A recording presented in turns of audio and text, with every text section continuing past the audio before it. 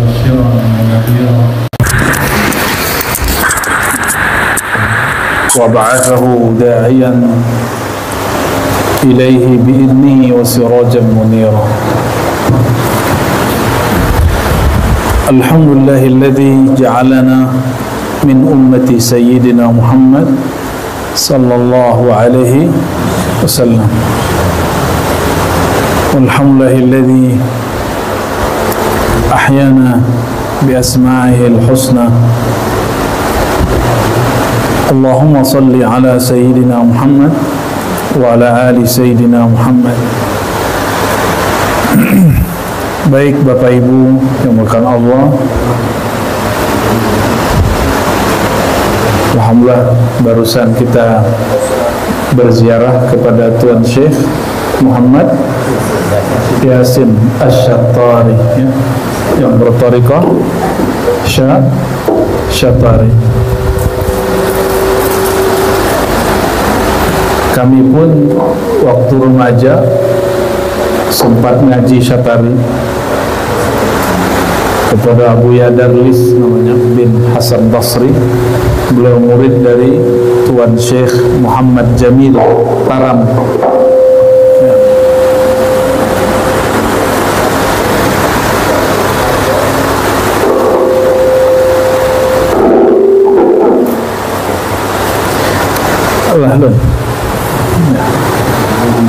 Ya.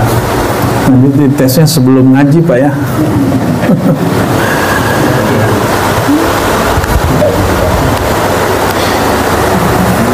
Karena sudah dekat bulan Maulid, ayatnya pas sudah ya. Tiadalah Nabi Muhammad itu ayah seorang laki-laki kamu atau beberapa laki-laki kamu. Kenapa beliau bukan statusnya ayah perorangan, tapi beliau itu Abul Alamin, ayahanda alam semesta. Maka berkalamlah beliau berdasarkan ilham yang diterima oleh Syekh Abdul Qadir Jilani. Setiap Syattariyah Qadiri, maka orang Syattariyah nggak boleh eksklusif, harus inklusif, karena ada nur Qadiriyah dan Khalwatiyah di dalamnya.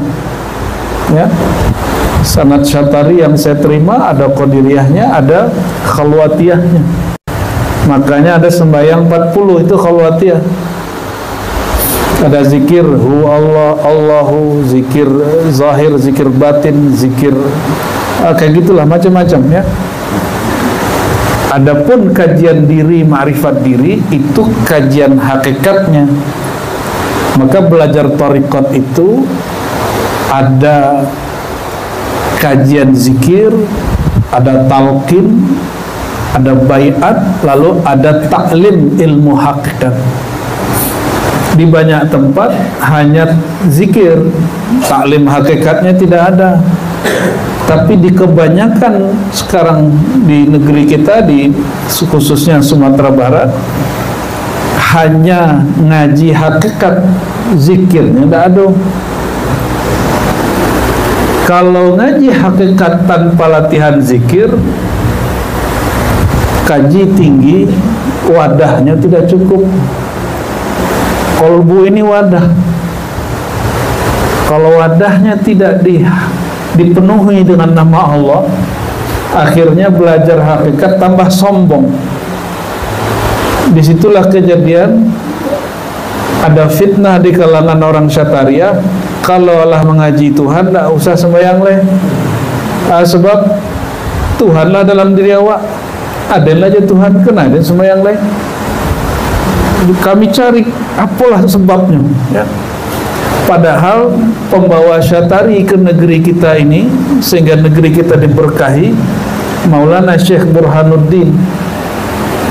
Maulana Syekh Burhanuddin, seorang sayyid zuriat Nabi Muhammad sallallahu alaihi wasallam. Beliau berguru kepada ayahanda maha guru dalam ilmu thariqat Syattariyah, Qadiriyah dan Khalwatiyah, Maulana Syekh Al-Allama Al-Mufassir Al-Arif Billah Syekh Abdul Rauf Al-Fansuri, ya, Al-Jawi. Beliau sendiri menyebut dirinya Alfan Suri Al-Jawi. Tapi orang sering menyebutnya apa? Syekh Abdul Rauf As-Singkili, itu belakangan Singkili. Beliau dalam kitab, kami datang ke Malaysia mencari toko khazanah dari siapa namanya waktu itu, Tuan Muhammad apa gitu ya, saya lupa namanya. Kita yang mau cari kitab Syekh Abdul Rauf yang dicetak di Malaysia, judulnya Tarjuman Al-Mustafid, kitab tafsir Melayu pertama di negeri kita. Ahli tafsir, mursyid thariqah ahli tafsir. Bukan hanya besar mulut ngaji Allah tapi nggak ngerti tafsir. Ngerti tafsir dia. Dan dia menghatamkan kitab tafsir Baidawi, lalu dia alih bahasakan menjadi bahasa Jawi. Dulu bahasa Nusantara ini disebut bahasa Jawi, sekarang disebut Melayu, disebut bahasa Minang, disebut bahasa Jawa. Dulu disebut bahasa Jadi Jawi itu bukan orang Jawa. Jawi itu lebih besar dari Jawa, yaitu negeri Nusantara. Nusantara itu nusa antar pulau maksudnya. Syekh Abdul Rauf As-Singkili 20 tahun lebih di Mekah Madinah. Kira-kira LC itu 5 tahun 4 tahun, Pak. Kalau 20 tahun udah doktor sudah tuh. Ya. Beliau berguru kepada Syekh Al-Kabir Safiyuddin Al-Qushashi. Beliau sudah di umur masa tua. Al-Qushashi punya murid namanya, masih kecil, masih remaja, Abdul Rauf dari tanah Aceh. Tapi daerah Pansuri itu Bapak Ibu unik, bahasanya banyak. Wabil khusus ada bahasa orang Aceh dan bahasa Jamek, bahasa Minangkabau. Makanya yang di daerah sekitar situ sampai Molabo, sampai Syekh Mudawali itu bahasa Minang. Mereka berbahasa Minangkabau. Syekh Abdul Rauf As-Singkili ngaji kepada Tuan Syekh Al-Qushashi Al-Madani, berkubur di Al-Baqi, ya, sampingnya Masjid Nabawi.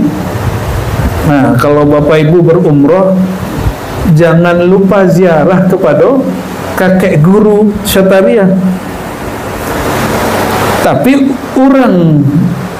orang Aceh, orang Minangkabau taunya Syekh Qushashi Kosyatari. Tapi kalau orang India taunya Syekh Qushashi itu Naqsyabandi. Jadi beliau mengajarkan pulau sampai kami punya guru orang Suriah, Arab Suriah, Mesir.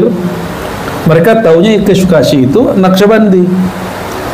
Berarti anak muda bernama Syekh Abdul Rauf itu diajarkan tarekat yang khusus lagi, bukan Naqsyabandi tapi Syatariah. Kami ceklah kitab silsilah ijazah beliau, ternyata beliau memegang 40 tarekat sufi. Syekh Qushashi. Maka orang kalau bersyatari mesti jiwanya terbuka, karena sang maha guru tarekat Syatariah yaitu Syekh Safiyuddin Al-Qushashi Al-Madani memegang 40 tarekat dan mengajarkan kepada murid mana yang berhak. Kalau ini Naqsyabandi, ini Samaniyah belum ada waktu itu, ya, belum lahir tarekatnya waktu itu, masih sedang progres. Yang ini Khalwati, yang ini diajar Junaidiyah, begitu. Surawardi, yaitu Qadiri. Jadi beliau bagi-bagi.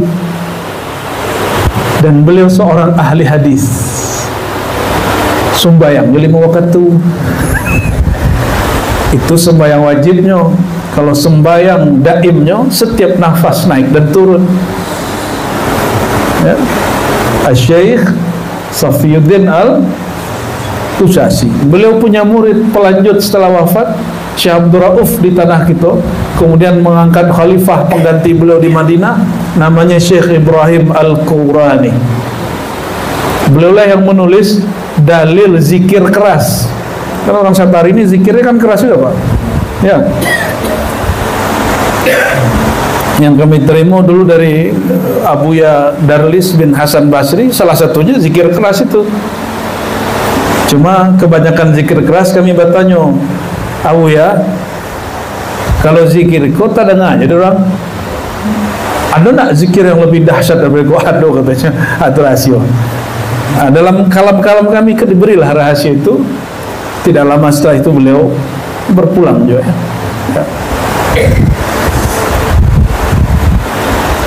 Jadi kalau orang bersyatari harusnya syariatnya kuat, jangan hanya kuat di hakikat.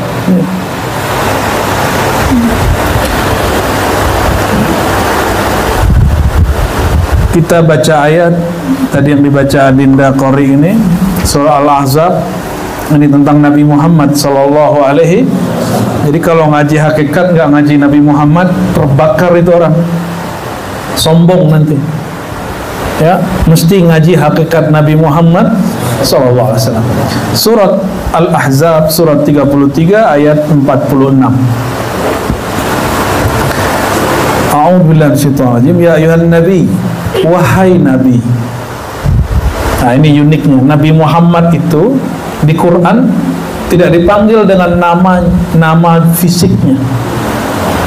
Nabi Muhammad itu dipanggil dengan nama kepangkatannya. Kalau nabi yang lain ya Ibrahim, ya Nuh, ya. Tapi kalau Nabi Muhammad dipanggil ya ayyuhan nabi, ya ayyuhan nabi. Maka An-Nabi itu salah satu nama beliau. Pakai alif lam, Bapak Ibu, pakai alif lam. Kalau Nabi umum, kalau ya ayyuha An-Nabi, sang Nabi, itu maksudnya Nabi Muhammad sallallahu alaihi wasallam. Wahai sang Nabi, inna arsalnaka, kami mengutus mengirim engkau ke dunia syahidan, sebagai saksi. Dulu beliau saksi, sekarang masih menyaksikan nggak? Lah yakin pengajian wak disaksikan Nabi Muhammad sallallahu alaihi wasallam? Nah, lah yakin? Dalilnya ini, dalilnya. Kalau nanya mana dalilnya, ini dalilnya Tuhan. Sudah jelas Quran dalilnya, masih nanya dalilnya. Oh, saya nggak sepaham. Ya sudah, kalau nggak sepaham ya nggak apa-apa. Ya, yang penting Anda jangan sampai tidak sepaham dengan Al-Quran. Kalau tidak sepaham dengan pemahaman orang terhadap Quran boleh. Ya, berarti perbedaan tafsir. Apa penguat kita dalam hadis Nabi SAW? Berkalamlah sang baginda. Apa kata beliau? Uridat alayya a'malu ummati, senantiasa dilaporkan kepadaku amal-amal umatku. Yang hadir siang ini di tengah kesibukan orang-orang dengan dunia, kita doakan mereka diberkahi rezekinya, ya, mungkin anaknya, saudaranya. Yang bersempat berhadir ini umat Nabi Muhammad, bukan? Umat Nabi Muhammad, bukan? Berarti amalnya dilaporkan nggak kepada Rasulullah? Dilaporkan.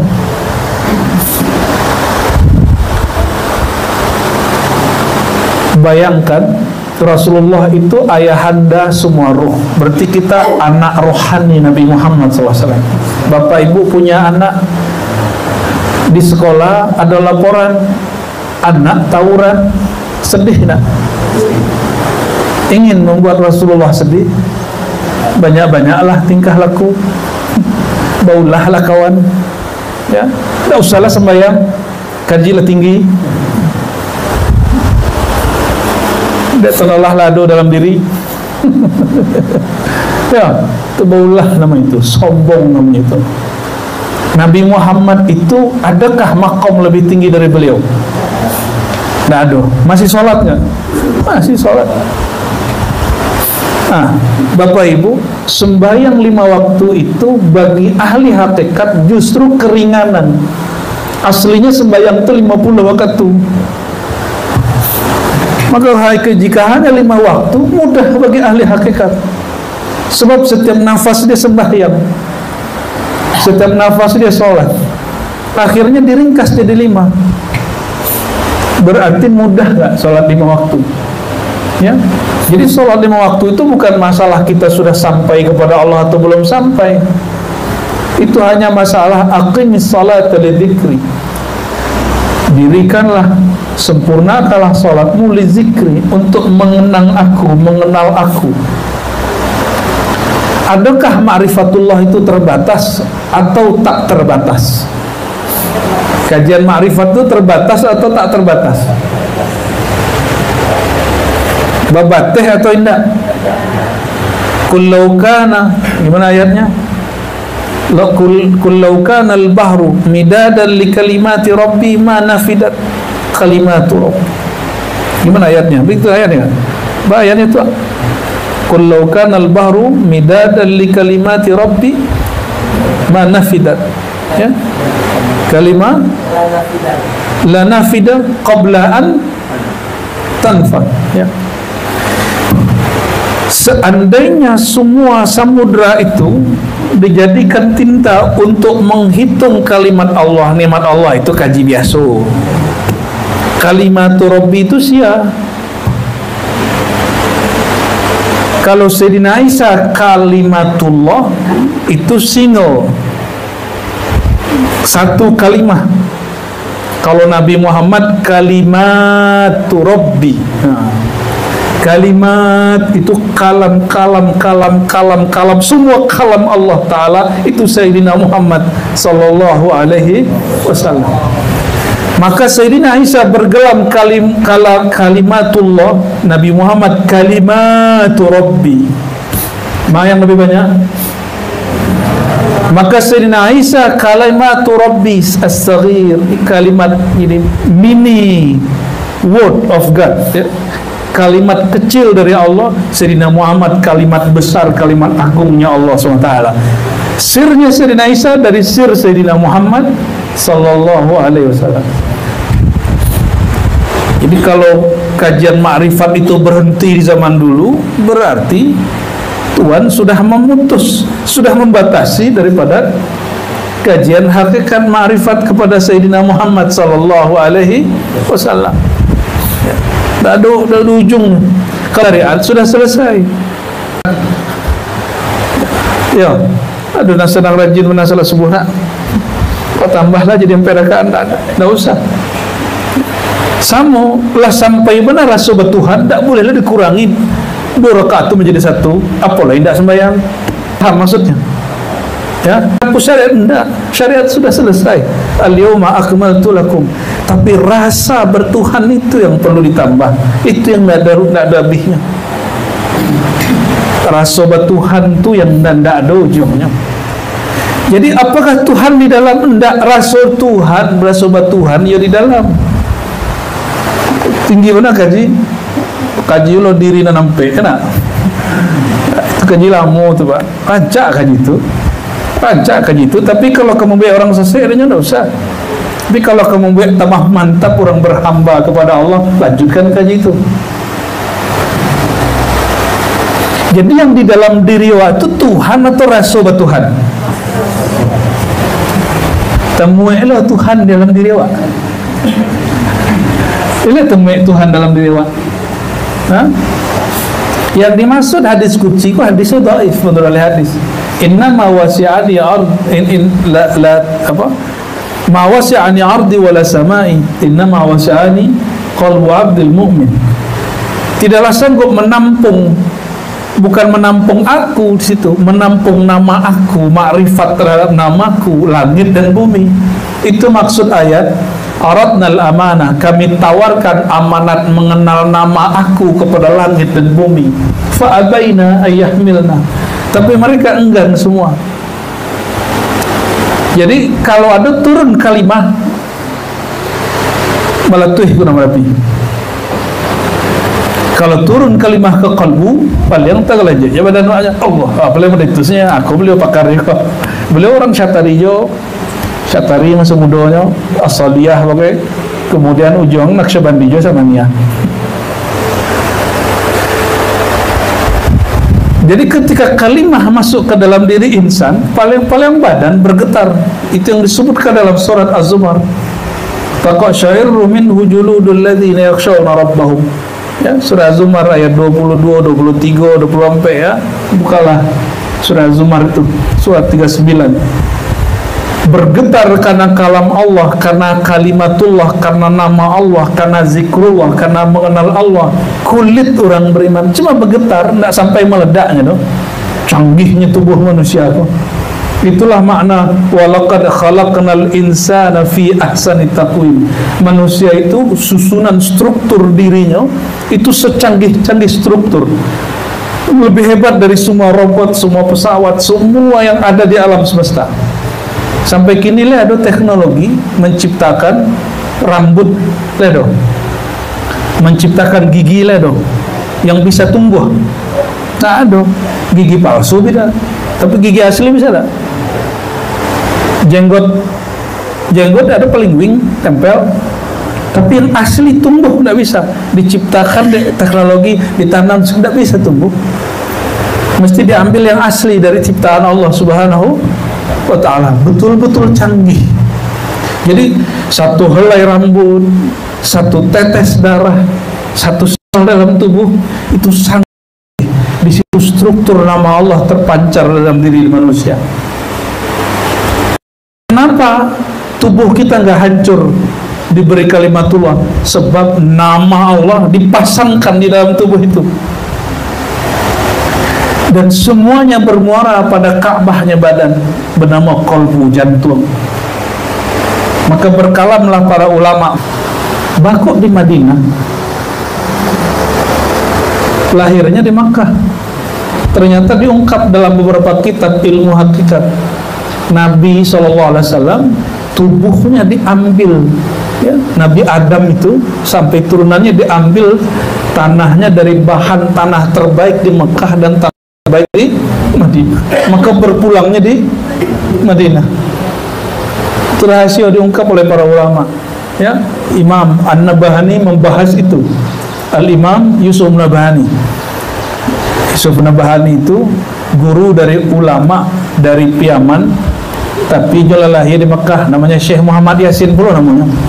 Muhammad Yasin Al-Fadani. Beliau punya guru namanya Syekh Yusuf An-Nabahani Al-Lubnani. Syekh Yusuf An-Nabahani itu menulis kitab Al-Anwar Al-Muhammadiyah. Salah satu yang dia bahas bab itu, bakok tubuh Nabi dikubur di Madinah, lahirnya di Mekah. Itulah rahasionya. Kalau orang suku Tegak itu mungkinnya dulu tubuhnya diambil dari tanah sengketa kali ya. Nauzubillah, subhanallah. Nabi SAW dikubur jasadnya di Madinah, rohnya masih hidup enggak? Maka ketika dilapor, itu dilapor kepada tubuhnya atau dilapor kepada rohnya? Kini yang hadir kok, sebenarnya yang hadir kok roh atau jasad? Oleh keduanya. Wah, sangko kok badan saja. Penganah atau di tepi. Ya, sih, kok sibuk sado. Wah, ada yang tidak sibuk. Ya, kita sibuk saudara. Kau tidak tahu loh bila kemari le? Tidak tahu loh bila kemari le. Jadi syahidan Nabi menyaksikan waktu beliau hidup dengan jasadnya dengan sekarang itu lebih mudah atau lebih sulit? Kini atau dulu? Lebih mudah dengan ruh atau dengan jasad? Ruh. Maka ijma' ulama tariqah, ulama sufi, para aulia jika sudah wafat maka dia memberi syafaat kepada murid lebih mudah daripada dia saat hidup. Sebab jika masih hidup urusannya banyak, apalagi Tuan Syekh Yasin bininya banyak. Syekh Burhanuddin itu bininya banyak, anak aja banyak, muridnya banyak, kerjonya banyak. Ya, maka mereka urusan fisiknya itu kadang-kadang menyita rohaninya. Tapi kalau mereka pada alam rohani, dia total membimbing murid. Dan jika muncul ahli marifat yang baru, itu rohani akan kasih kalam ke muridnya lewat ilham-ilham. Ya, ini sudah muncul yang baru, kalian upgrade ilmunya. Biasanya begitu, ya. Tapi kadang-kadang murid malah tambah fanatis kepada gurunya. Ya, Bapak Ibu, dahulu tahun 90 kalau ingin mengecek orang jarak jauh pakai apa, Pak? Telepon, ya. Mahana. Tahun 2000 masih. Tahun 2011 sudah berubah, apalagi ini. Kalau kemajuan teknologi zahir sudah secanggih itu, orang bisa mengecek jarak jauh. Masa kecanggihan batin itu tidak bertambah maju? Ya, ziarah tidak dojo rasonya, zikir tidak dojo rasonya, ngaji marifat tambahnya sombongnya, raso tidak do sombong tambah, kesombong tidak, kesombong tidak aja Nur Muhammad itu sombong tinggi. Nauzubillah summa nauzubillah, ya. Inna arsalnaka syahida, kami mengutus engkau sebagai saksi, baik dulu sebelum beliau terlahir jadi Nabi Muhammad, ataupun setelah itu lahir, ataupun kini. Wa mubasysyira, dan memberi kabar gembira. Bagi ahlullah, mubasysyirah itu mendatangi kita di dalam zikir dan mimpi. Itu mubasysyirah. Maka mimpi itu disebut mubasyarat. Mubasyarat. Maka mubasysyirah itu Nabi memberi kabar gembira dulu waktu hidup atau sampai kini masih berlaku. Maka datanglah orang kepada beliau di zaman beliau hidup, ya Rasulullah, kami bermimpi begini-begini. Apa kata beliau? Ar-ru'ya as-salihah minal mubasyarat. Mimpi yang indah, yang baik itu bertemu orang soleh, nabi yang soleh, bertemu guru yang soleh, orang berilmu, kawan-kawan yang soleh. Itu mubasyarat, itu kabar gembira. Sumbernya dari siapa? Mubasysyirah, Nabi Muhammad sang pemberi kabar gembira. Makanya orang kalau mimpi jumpa Rasulullah, jumpa gurunya, girangnya. Apa sebab? Dia dapat kabar gembira. Ingin dapat kabar gembira lewat mimpi nggak Bapak Ibu? Pengen tahu caranya? Tahu, dua saja. Tidurlah dalam keadaan suci lahir batin. Dan kedua, suci lahir batin itu zahir wa berwudu. Kalau sentuh jo pasangan tidak masalah, ya. Kalau batin membuang semua sakit hati, iri, dengki, sombong sebelum lo, itu zahir jo batin. Dan kedua, sebelum tidur ungkapkan kalimat kerinduan kepada Rasulullah SAW. Mau mengamalkan tak? Baca, ikuti ya. Ya Rasulullah, ya Sayyidi, ya Aba Ruhi, inni uhibbuka ya Rasulullah. Itu bahasa Arabnya. Bahasa Indonesia lah nak sawaknya. Wahai kekasih Allah, aku cinta kepada engkau, aku rindu kepada engkau. Bawalah rasa itu lalu. Insya Allah satu saat, di saat yang kita tidak tahu, Allah menghadirkan sang pemberi kabar gembira. Rindu bertambah rindu, ketemu dengan yang dirindui. Insya Allah diberi Allah rasa rindu yang tak akan habis. Ya, itu amalan sebelum tidur. Karena malam nanti ya, wudu dulu, boleh buang satu penyakit hati. Sakit hati wak tadi siang dilapih sakit hati itu. Sebab Rasulullah itu tidak penyakit hati. Kalau orang penyakit hati tidak bisa bersobok ya Rasulullah. Orang yang suka mendendam tidak diizinkan jumpa Rasulullah SAW. Dikalamkan di hati, wahai hatiku yang sakit, wahai hatiku yang mendendam, lepaskan semua dendam engkau. Iyo sakit, iyo sakit. Adakah yang lebih sakit daripada orang yang datang ke negeri Taif, elok-eloknya datang, tapi dilempar dengan, bukan hanya dengan batu, dihina dengan kotoran onta, kotoran domba. Itu kalau gitu Bapak Ibu, disakiti hati orang, datang malaikat, oh itu angku disakiti orang mah, angku wali Allah, angku orang syatari, zikir angku mustajab. Bah kira-kira gitu cilakonnya lah orang tuh nyo malaikat. Ambo yakin 1001% Bapak Ibu hancur seluruh tuh. Ya nak? Maka banyak orang bakalan kurang oh bu ya, orang kalau ada menyakiti aku pasti 3 harinya mati, pasti 3 harinya cilaku. Berbangganya ada orang cilaku, itu bukan kekasih Allah, itu orang yang ego, itu orang yang sombong. Hati-hati ya. Kalau ada orang menyakiti aku pasti cilaku. Ada nggak orang begitu nak? Banyak yang datang ke Brahmo, banyak pamer-pamer kesaktiannya ya Pak ya. Rasulullah ketika disakiti apa jawabannya?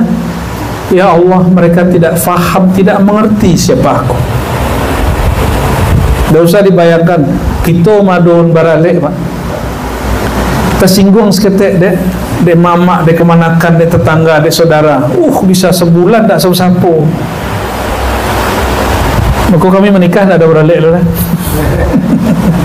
Setiap acara mendua tasyakuran barale orang betul bertengkar ya, daripada bertengkar tak usah be ya.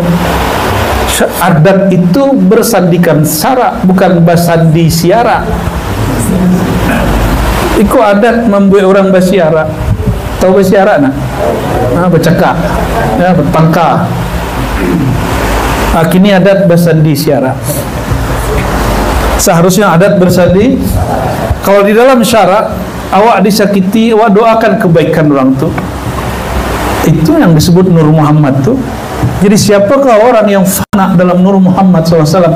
Orang yang mewarisi sifat Nabi Muhammad SAW. Bukan orang lama ngaji-ngaji tinggi itu, enggak. Lu tentu le ketinggian kaji tambah sombong ya. Ada orang menyakitinya cilaku, tuh kalau ada orang melawan den kurang tinggi kewalian orang tuanya. Nauzubillah semua. Nauzubillah. Bapak Ibu hati-hati, zikir itu senjata bukan makom. Maka kalau ada orang memakaikan zikirnya untuk membunuh, mati orangnya. Bisa mati serius.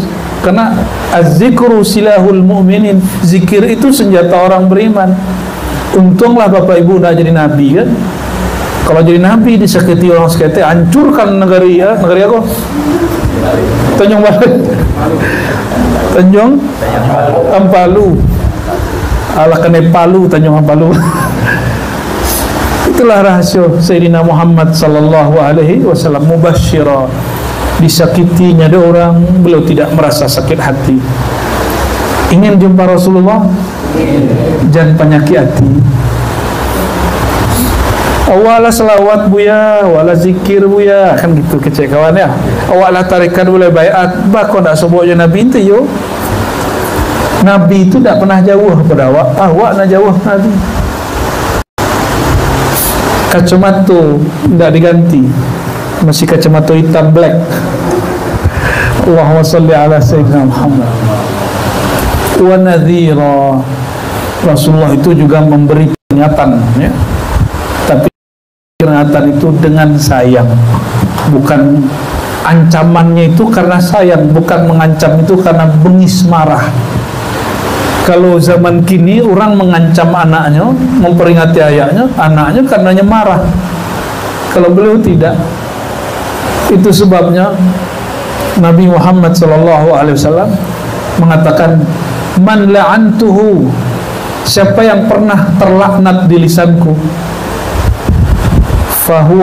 fahiya kaffaratun lahu, maka aku hapus semua kutukanku, dijadikan itu pembersih jiwanya. Bayangkan Nabi Muhammad SAW. Beda dengan Bani Israel. Lu'ina Banu Israel ala lisani Daud ya. Kalau Bani Israel sudah terlaknat kena lisan Nabi Daud, doa Nabi Daud, dan sampai kini tidak dicabut, senantiasa terlaknat sampai gini. Tapi kalau umat Nabi Muhammad SAW, maka mereka kalau ingin melepas laknat itu, mereka harus jadi umat Nabi Muhammad. harus syahadat mereka kepada Nabi Muhammad SAW. Maka Bani Israel akan dihapus, semua laknat kepada mereka akan dihapus menjadi ummah marhumah, ummah yang disayang, bukan lagi ummah yang terlaknat. Jadi orang Yahudi itu kalau mau selamatnya syahadatnya. Tapi mereka mau syahadat nggak? Nggak banyak. Ada di Tel Aviv ini ada masjid orang Yahudi masuk Islam, cuma nggak banyak. Mereka lebih banyak yang menjadi orang-orang yang zalim kepada saudara kita di berbagai negeri.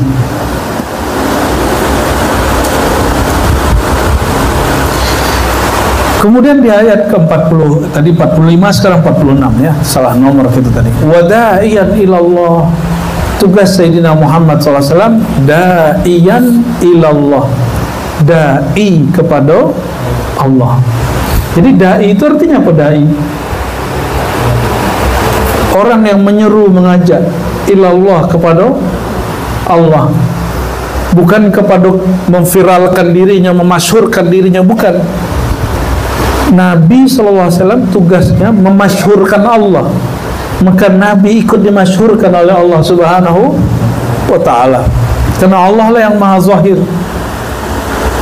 Wada'iyan ilallah biiznih, kiranya da'i ilallah kau ada dua, da'i ilallah biiznih dan da'i ilallah bi ghairi iznih. Da'i yang dapat izin, da'i yang tidak diizinkan oleh Allah. Siapakah da'iyan ilallah biiznih? Kalau minta izin, baca roh minta izin, jumpa dengan yang memberi izin, diberikan tanda oleh yang memberi izin, atau dikirimkan tanda oleh yang memberi izin.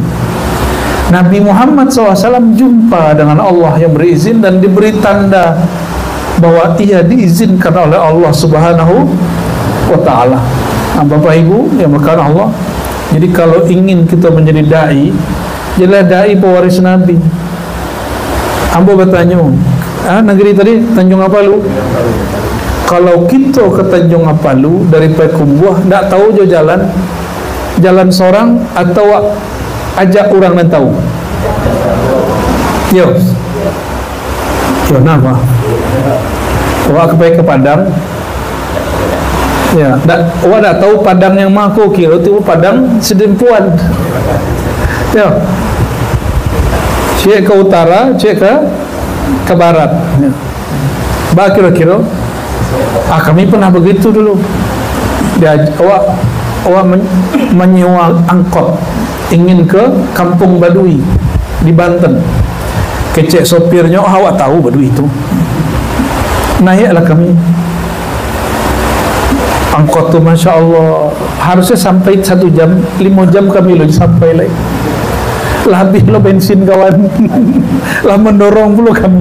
Ada lo penumpang mendorong. Itulah kisahnya tuh. Akhirnya kami tanya, abang, jadi abang ngerti nggak ini? Enggak bang, aslinya aku nggak tahu bang katanya. Cuma karena kebutuhan hidup bang katanya.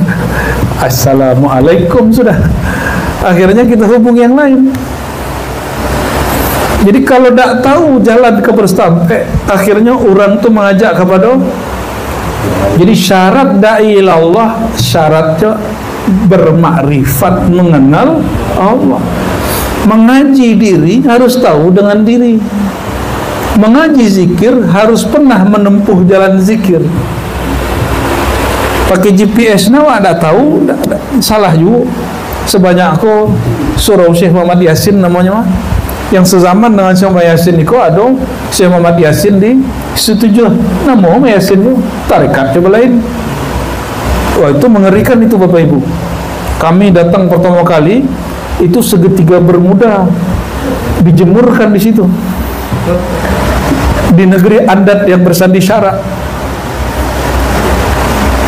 Nah, menghina seorang wali Allah, penjuang di zaman itu, celana dalam dijemur di kuburan wali, Pak. Kalau nyobraka aja, kok kubur, tidak mestinya kubur wali do. Anggaplah kubur orang biasa, pantas tidak? Dan itu melintang, Pak. Masya Allah. Adat Basandi Sara. Kilonya itu lagu-lagu lama. Kami sedih dengan itu, ya. Kira-kira Yun naik aja emosi aja Pak. Tekan aja tuh naik aja emosi wak. Tapi marah emosi kok bukan emosi kebencian, bukan sedih. Apa yang kurang? Apa yang salah nih? Kok kubur wali dijadikan tempat bukan baju biasa Pak, khusus celana dalam, khusus celana dalam. Ya Allah, ya Allah, ya Allah. Ya, ayahanda kami almarhum nggak pernah ziarah itu marah, sekali itu marah beliau. Allahumma firlahu warhamhu wa'afihi wa'fu anhu. Jadi kalau ingin menjadi dai kepada Allah, mesti tahu jalan kepada Allah. Tahunya jalan ke Tanjung Ampalu, tapi tidak tahu jalan berubang. Di muka Alaban tu Pak ada tulisan, selamat datang di negeri wisata, negeri 1000 lubang. Ya. Manalah pemerintah selama kini kan? Sebanyak aku kekayaan Sumatera Barat, lah 30 tahun jalan tu berlubang. Aku lah negeri besandi siarak kena. Manalah kerja gubernur kok? Hah? Sampailah ke gubernur tuh. Nah, usah pilih lihat.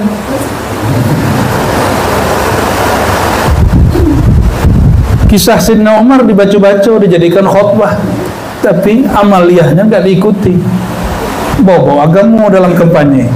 Paling murah nah menjual agama kalau namanya. Kalau orang Minang kau paling gampang lah tersentuh dengan kalimat Allahu Akbar, langsung terbakar. Ya.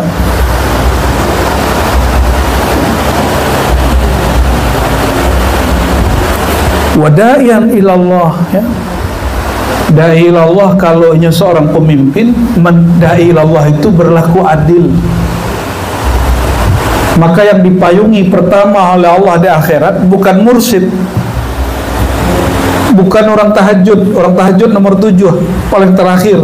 Yang pertama kali al-imam al-adil, pemimpin yang adil. Kita kutu atau kita doan? Kalau Nur Muhammad yang diajarnya kita doa, doa elok bro. Kita doakan dapat gubernur yang adil. Amin ya rabbal alamin. Ya. Kau kampanye loh jadi kok. Lagat-lagat sakit pinggang mereka itu. Tunggung. Allahu Akbar.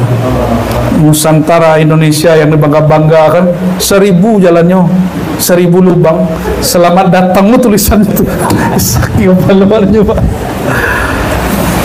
Kalau lah tahu jalan GPS ada, tapi tidak tahu, tidak pernah ditempuh jalan kau berlubang-lubang, tajun tidak ke dalam jurang.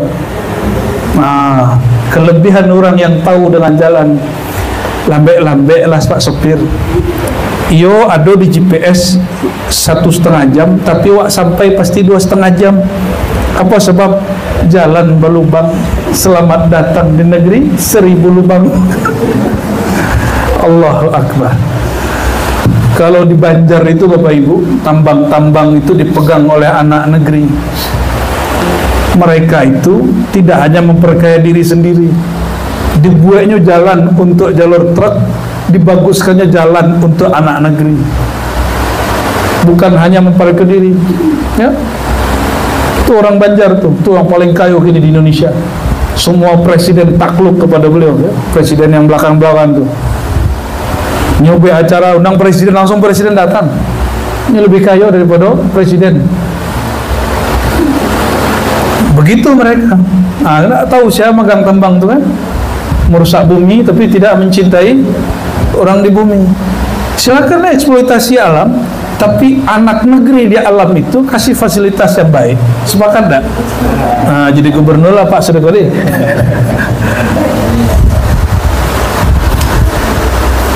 Kalau hendak menempuh jalan, berjalanlah dengan orang yang tahu jalan. Maka disebut mursyid thariqah. Mereka itu bukan hanya tahu jalan melalui kitab.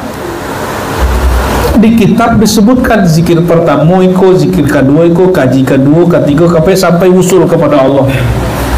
Tapi yang disebut mursyid itu, dia sudah menempuh jalan itu. Zikir ini yang dialami, ini yang akan dirasakan. Ini godaan pada murid. Disinilah murid dapat tergelincir, disinilah murid diberi berkah oleh Allah. Tapi murid nggak boleh berhenti, terus tahunya jalan. Ya, oleh karenanya Bapak Ibu jangan sampai ngaji marifat sendiri.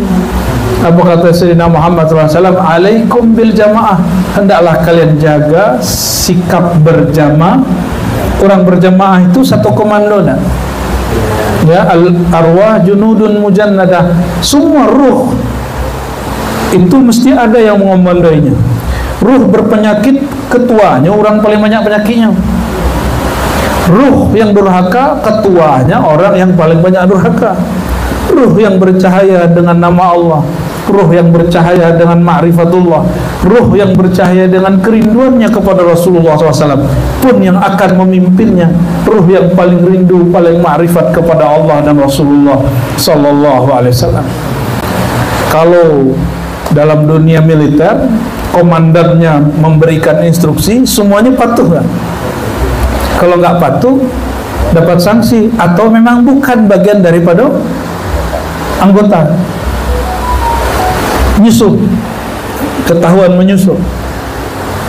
Maka saudara-saudariku, da'ian ilallah, syarat jadi da'i bukan sekedar pintar berceramah. Tolong ya. Kini anak-anak baru bisa ikut kursus ceramah. Ya, dulu kalau dimasuk KT itu ada namanya kamci. Ya, akhirnya anak 9 tahun ceramah, anak 13 tahun ceramah, dikira jadi dai itu cukup ceramah-ceramah. Bukan. Dai ilallah itu syaratnya biiznih, izin daripada Allah, itu melalui Sayyidina Rasulullah SAW. Karena Rasulullah secara zahir kita tidak tampak bagi orang yang tidak berkasyaf oleh Allah, maka izinnya diwariskan kepada pewarisnya, para sahabat, para tabiin, lanjut kepada ulama-ulama kini. Maka jadi dai itu ada ijazahnya, jadi mursyid itu ada ijazah, ada izin dari guru. Berfatwa ada izin dari guru, bukan serban yang tebal, bukan kopiah yang gagah, bukan pakai ridak begini. Enggak, bukan itu masalahnya. Adakah izin dari Allah Subhanahu wa ta'ala? Kalau memulai bisa dipahami, nah, insya Allah itu bukti kita dapat izin. Kata Ibnu Athaillah, ciri engkau diizinkan Allah, kalammu dipahami. Walaupun kaji, tidak kaji biasa misalnya, kaji merempet seketika kepada bab hakikat, tapi dapat dipahami. Alhamdulillah. Wasirajam munira. Dan Nabi Muhammad SAW itu sebagai siraj. Apa arti siraj? Sirajan, ruangan kini terang karena lampu atau matahari?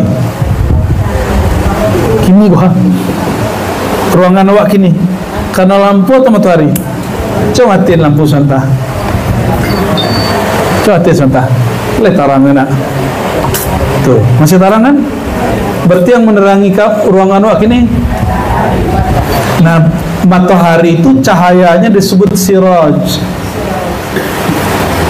Maka Nabi itu dalam bahasa lama disebut pelita. Siraj itu terjemahannya pelita. Kalau matahari terbit jam 6, terbenam kira-kira pun jam 6. Kalau Nabi SAW, sekali Allah ciptakan dia terbit, dan selama-lamanya dia terang. Itulah kalam Ibnu Athaillah Sakandari. Kalau matahari pelita zahir, dia terbit dan terbenam di waktunya, tapi pelita hati tidak pernah terbenam. Makanya dalam syair-syair, kasidah-kasidah maulid, ada kalimat anta misbahus suduri, engkaulah lampu lentera dadaku. Jadi hati itu kalau lagi galau, Bapak Ibu baca saja itu, wahai Rasulullah misbahus suduri, yang menerangi lampu daripada dadaku. Baca 2 kali 3 kali baca Fatihah, ya, hatinya nanti akan lapang. Ya, obat galau, obat tergenjong masih galau tergenjong. Iya, Ustaz. Munira, yang memancarkan cahaya. dan itu berlaku dari awal dicipta sampai kini. Sallallahu alaihi wasallam. Nah, ini namanya nama-nama Rasul. Jadi nama beliau An-Nabi, Syahid, Mubashir, Nazir, Da'i, Siraj, Munirah. Berapa nama itu? 7. Ko namu perangkat Nabi Muhammad sallallahu alaihi wasallam. Langsung tanya kali. Lah kata jawab dan bawa. Ah tu. Kalau berita kan sama dengan pengurus kajian alam. Ya. Ya. Lah. Allah tu. Langsung terjawab kali. Itu kalau si Rajon Muniro tu masuk ke dalam. Inyo bertanya loh menjawab. Alhamdulillah. Padahal pun tak tengah hati pertanyaan apa tadi tu. Pas apa menjawab sendiri, jadi tengah hati pertanyaannya. Iya, iya. Langsung ada yang pertanyaan. Ada pertanyaan enggak? Tidak usah enggak. Apa tanya? Itu beliau tanya oleh. Assalamualaikum.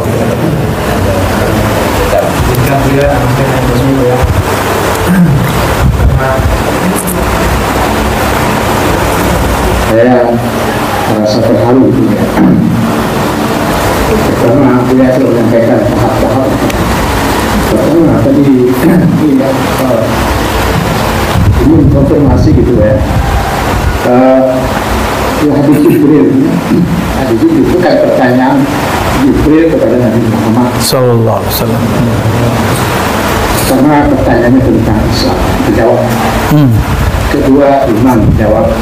Ketiga, masalah ihsan. Kemudian terakhir, sahah.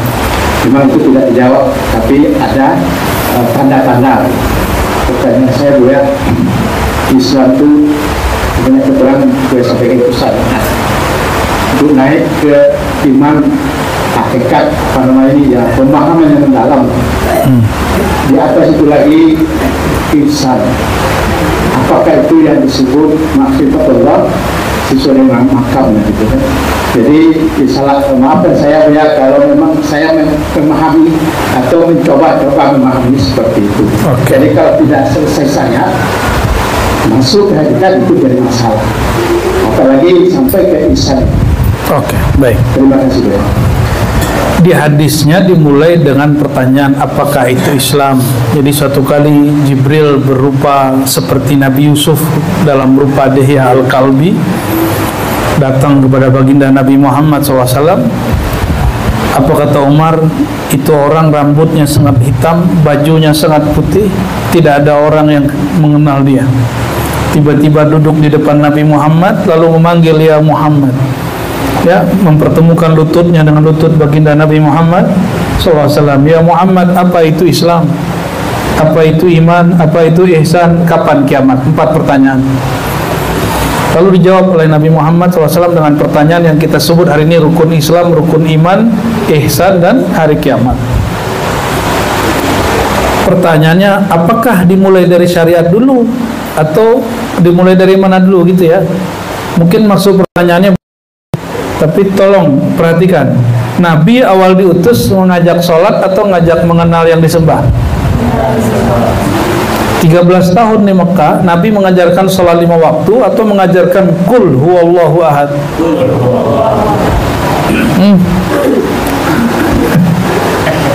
Oke. Maka sebelum menyembah Allah, kenali dulu nama Allah, sifat Allah, af'al Allah, asma Allah ya. Kenapa kita jadi sholat itu tidak nikmat, tidak semangat karena tidak mengenal yang disembah. Bapak Ibu, patang kami di Japui, dek kawan-kawan kita dari Payakumbuh, dan mereka semangat. Apa sebab? Kenal siapa yang di Japui. Lain pula kawan-kawan yang lain kan menjapui tasyara dan japuinya kan lain loh semangatnya. Jadi kenapa kita kemudian semangat untuk menemui seseorang? Karena kita kenal dia, betul tak? Bakok semangat orang sembahyang, dia kenal kepada Allah Subhanahu wa Ta'ala.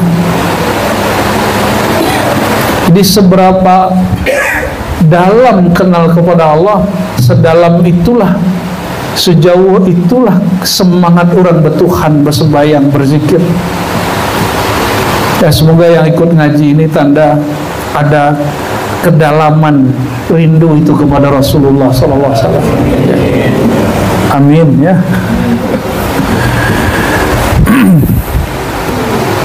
Kata jawab. Jadi dulu ma'rifat atau dulu syariat? Syariat, tarekat, hakikat, ma'rifat. Ilmu iman itu ilmu hakikat.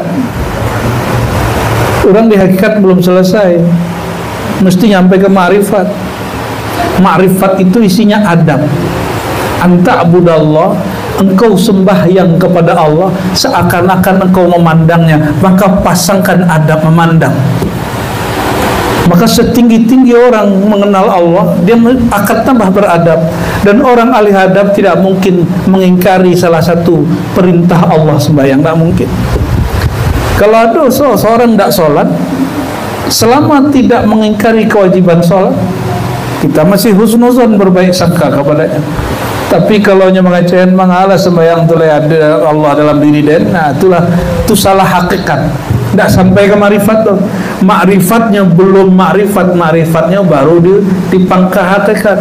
Maka pertanyaan awal tadi apa? Di dalam diri itu Allah atau raso bertuhan kepada Allah? Ya, raso itu yang ada dalam diri. Kalau Allah malah pantas diri yang hinoko menjadi tempat Tuhan. Pantas nak? Tak pantas. Maka diri yang hino kok kalau ingin mulia, jadikan dia tempat mengenal Allah. Tadi kalimatnya qalbul mu'min baitullah. Qalbu orang beriman rumah Allah. Rumah Allah itu Allah tinggal di situ atau memupuk rasa bertuhan di situ. Memupuk rasa Tuhan itu. Masjidil Haram itu baitullah bukan? Apakah Allah di situ?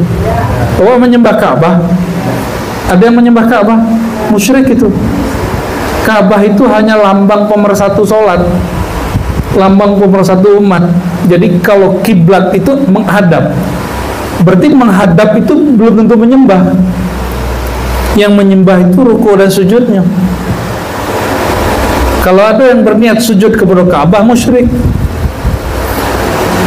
Kalau Ka'bah dulu kecil oleh Sayyidina Umar dipugar sampai gini, pugarnya nggak selesai. Apa artinya? Bukan itu tempat Allah tinggal, tapi Baitullah artinya tempat memupuk rasa bertuhan kepada Allah SWT. Rasa bertuhan itu rasa kehambaan. Semakin kita kenal kepada orang gaya, semakin merasa ada di anak. Merasa diri anak si fulan, maka kita berbakti kepada orang tua. Semakin kenal anak itu hakikat dirinya dan hakikat orang tuanya, dia semakin hormat kepada orang tuanya.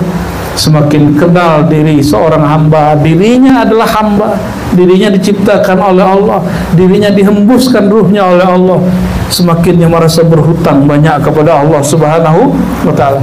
Bapak Ibu, kenapa menangis kalau ingat ayah ibu? Karena merasa berhutang, benar? Karena berhutang budi kepada ayah ibu.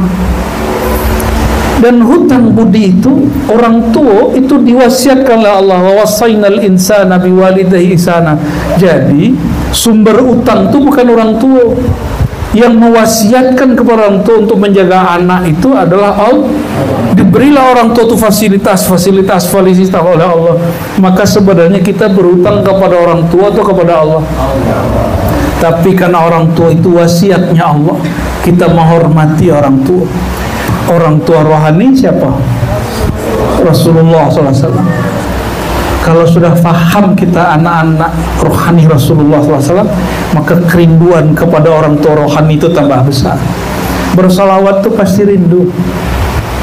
Ya. maka kita akan mengabdikan sebagian besar diri kita untuk Nabi Muhammad sallallahu alaihi wasallam. Itu yang disebut ma'rifat. Pak siapa tadi Pak? Pak Sony. Hah? Mayon. Unik lo nama orang awal.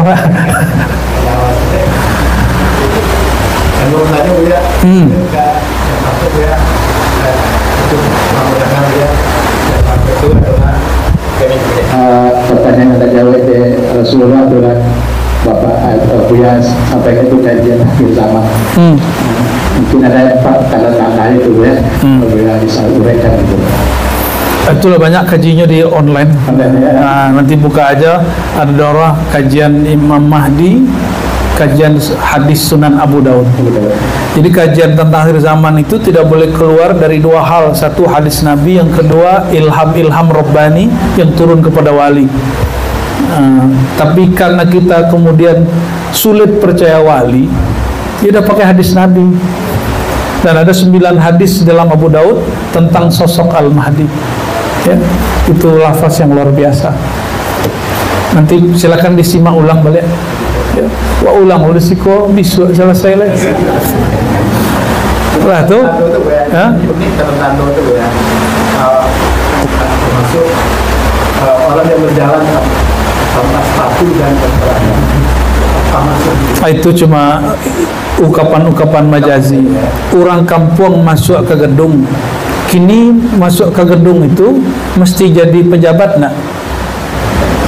Antara ri'asya, ya, kamu akan melihat orang-orang pengembala, orang-orang kampung pengembala nyeker, yatatawaluna fil bunyan, bolak-balik masuk ke gedung-gedung. Itu maksudnya apa? Jadi Nabi itu diperjalankan ke akhir zaman dan beliau melihat, oh ternyata yang boleh sekarang masuk istana, mall-mall besar, gedung-gedung besar bukan hanya para raja. Orang kampung pun boleh masuk mall. Orang kampung pun boleh masuk ke wilayah-wilayah yang dulu hanya orang kaya. Nabi dapat kalam, maka beliau sebut dengan kalimat paling basic. Jangankan orang kaya, wong cilik, kata orang Jawa, orang biasa boleh masuk ke gedung-gedung mewah. Itu ciri-ciri kiamat sudah dekat. Kini tidak masuknya. Kini masuknya sudah. Ya, semua negeri sudah punya gedung-gedung bagus, mall-mall hebat. Jadi semakin tinggi jo peradaban, semakin dekat dalam mall, Pak. Tak boleh dapat apa tindak masuk. Itu maknanya masih banyak. Setiap kalimat itu ada makna-makna tertentu. Sudah Pak? Ya, alai. Kelas tambah doa lehri. Kami jalan sedikit oleh. Ambo sembahyang jamak Pak. Jadi tidak ikut sembahyang di sekolah lah. Ya, apa tanya Pak? Alah, lun. Telah cukup. Asbul yamin, asabul yumna. Barangkali itulah Bapak Ibu, akhirnya sampai yo hajat kita nak. Katanya lah. Tadi yang beliau kan? Komentar. Mohon maaf ya, kami banyak yang masih baru belajar. Kira-kira baru melangkah pada mungkin dari Indonesia, tentu yang belum rasanya belum sampai, belum banyak pengaruh katakan. Kira-kira adalah amalan keputusan kita di kasat hadiah ini untuk jadi mencapai cepatnya ke Al-Fatlah kemungkinan atau ketika dengan Allah gitu kira-kira. Atau nyun ke guru suran kasih apa bayat. Ini masalah kan. Kalau awak buka lo, ambo melanggar SOP mo. Kalau Bapak Ibu sudah bayat kepada seorang syekh, kapan do yang lain boleh mengaji, tapi bukan menukuk kaji tarekatnya, hanya kajian keilmuan hakikat boleh ditambah. Tapi kalau Bapak Ibu berzikir bayat, raso tu mentok kecil orang Jawa, mentok tak boleh. Raso ko tertumbuh, tidak ada perkembangan. Maka fa'akthir minas salati wassalami ala habibihil Mustafa. Nah, terbuka aja jadinya. Perbanyaklah salawat kerinduan kepada Rasulullah SAW. Ya. Rasul bertuhan tu tidak ada urusannya dengan bayat. urusannya maukah menyapa Sayyidina Muhammad sallallahu alaihi wasallam. Bahkan mursyid pun kalau kurang sholawat, ya, tidak merasakan kerinduan itu. Yang dilimpahkan seorang guru kepada murid itu sir kerinduannya kepada Nabi. Kalau tidak punya sir kerinduan itu, tidak mungkin jadi mursyid.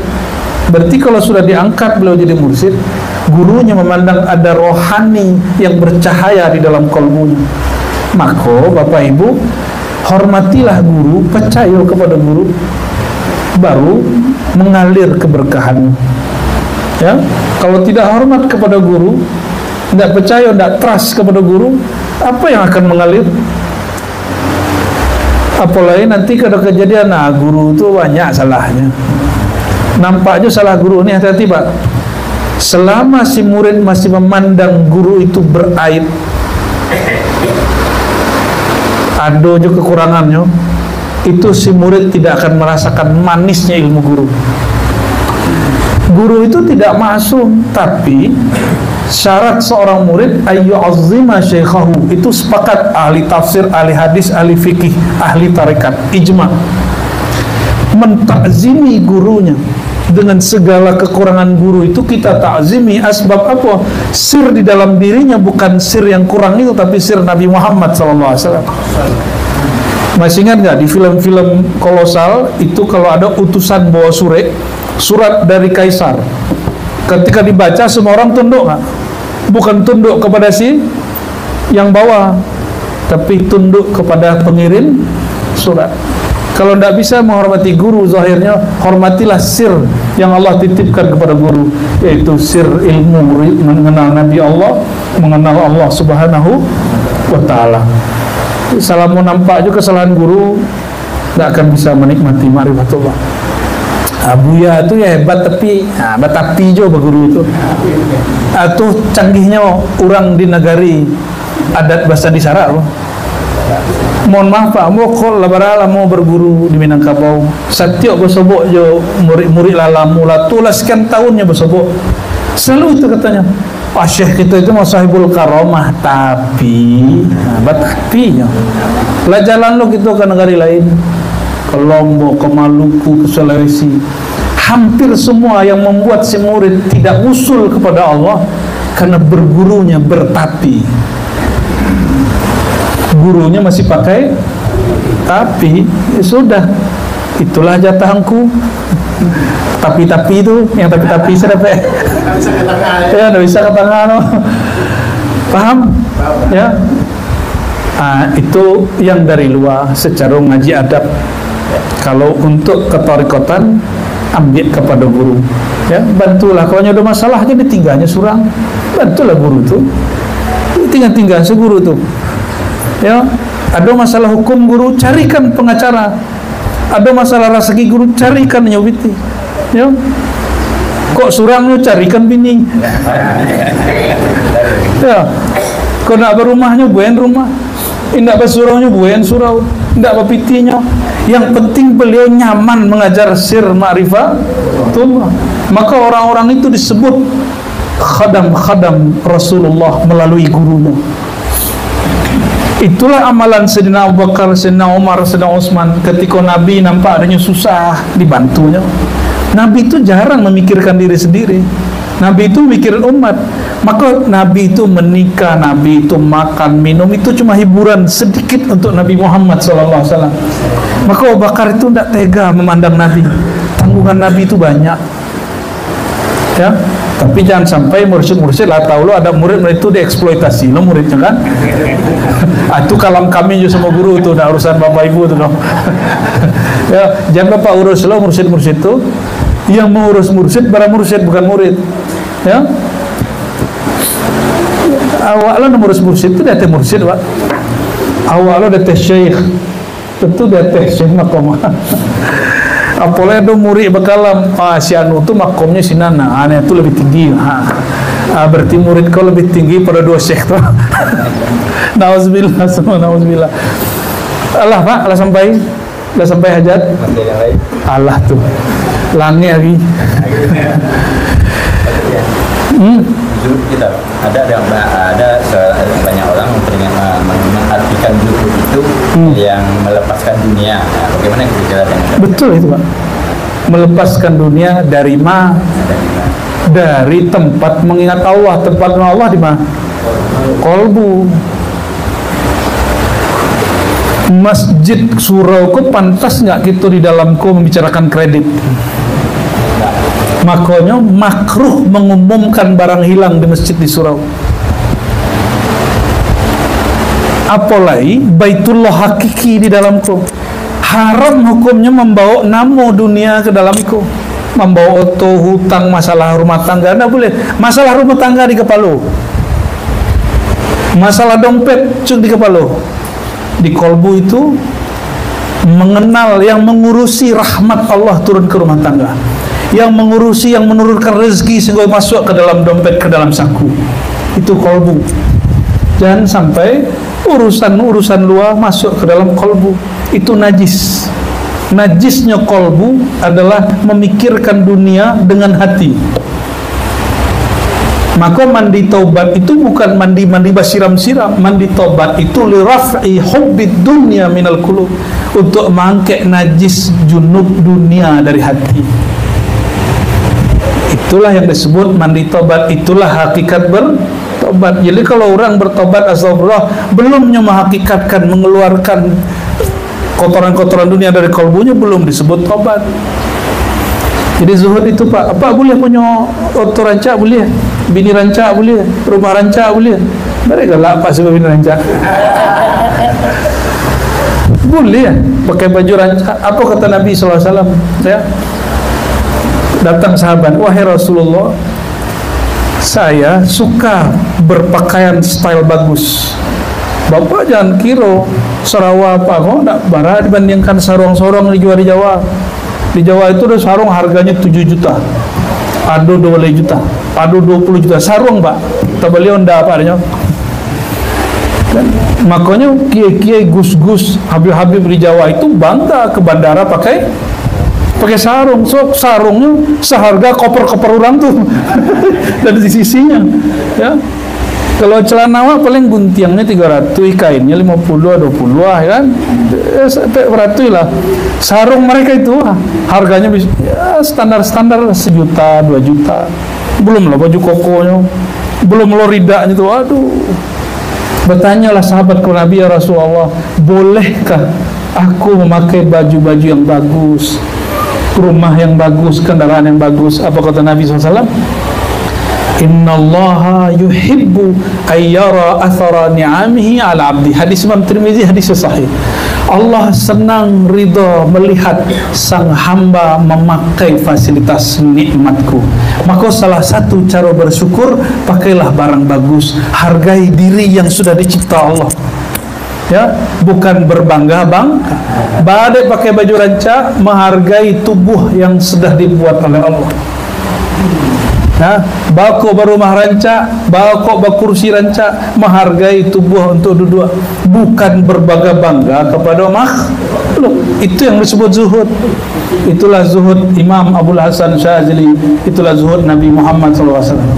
Tapi ketikanya sampai di ladang, sampai tepi jalan, kok tidak ada makan dalam maknya, tidak mau pek makanan. Ya, Nabi itu tidak pernah ya mencaci maki makanan. Nabi kalau ngantuk sampai di padang pasir itu lalu di teh pasir itu, ya. Nabi nggak butuh diundang Bapak Ibu, datang kepada orang-orang. Orang seketek banyak Nabi hargai. Ya, ada nak mengundang buya, lengang orang mengal kok ada orang Nabi hargai. Kalau itu tuh punya telur lah tuh. Nur Muhammadnya belum hidup tuh. Itu nar Mehmet hidupnya tuh. Allahumma sholli ala sayyidina Muhammad. Dan cara untuk zuhud itu zikirnya zikir kolbu. Sebab cinta dunia itu di kolbu, maka ambillah ilmu zikir kolbu kepada ahlinya. Ya, karena kolbu kita sudah lama ditanam dunia, jadi harus dipangkeh, harus pakai traktor, ya ekskavator. Dan itu namanya talqin, ditalqin sama guru. Kalimah selain Allah di kolbu, baru bisa ditanami kalimatullah. Makanya talqin bayat itu bukan sembarangan. Lah dari orang ahlinya, bagi dari orang yang sekedar menjajakan talqinnya. Lah tuh Pak, lah setengah doleh lewat hari. Barangkali itu sedikit berbagi rasa membaca ayat-ayat Allah. Kebenaran mutlak hanya milik Allah. Jika salah itu dari kami, hamba al-fakir, kita pulangkan semua kesempurnaan kepada yang maha sempurna, Allah subhanahu wa ta'ala. Ila ruhin Nabi sallallahu alaihi wasallam wa ila sadatina al-awliya wal arifin khususan Syekhina Syekhina Syekh Muhammad Yasin Syatari. Al-Fatihah. Bismillahirrahmanirrahim. Ya muslim salatu liman anta nahmiduna wa rabbana Allahumma rahmanir rahim ya karim ya azim ya azim ya azim azim as-salat wa salam ala man kana khuluquhu azim. Ya Allah yang maha azim, yang maha agung, limpah ruahkanlah salam engkau, cinta engkau, rahmat engkau kepada Nabi yang akhlaknya juga azim, Sayyidina Muhammad sallallahu alaihi wasallam. Wa aghriqna ya Rabbana fi hubbi habibina al-azim. Dan ya Allah, karamkan kami, leburkanlah kami dalam mencintai, mengenali, merindui sang Nabi yang azim. Allahumma ya Allah, kalbu kami tidak pantas untuk mengenal engkau ya Allah, untuk memandang engkau, memandang Rasulullah ya Allah. Maka siang ini kami bermohon ya Allah, ya muqallibal qulub, yang menguasai kalbu kami, yang menguasai jiwa kami, jadikan kami pantas, patut menjumpai engkau, patut untuk menjumpai Sayyidina Muhammad SAW. Izinkanlah kami ya Allah, ya man arsala rasulan nabiyan basyiran wa nadhira. Izinkan ya Allah kami berjumpa ruhani kami dengan beliau. Izinkan rindu kami sampai kepada beliau. Izinkan syafaat beliau mengalir kepada kami di dunia sampai ke akhirat kelak. Allahumma rabbana atina fid dunya hasanah wa fil akhirati hasanah wa qina adzabannar. Wa sallallahu ala sayyidil wujud sayyidil qanain walhamdulillahi rabbil alamin. Sallallahu ala Muhammad sallallahu alaihi wasallam. Assalamualaikum warahmatullahi wabarakatuh.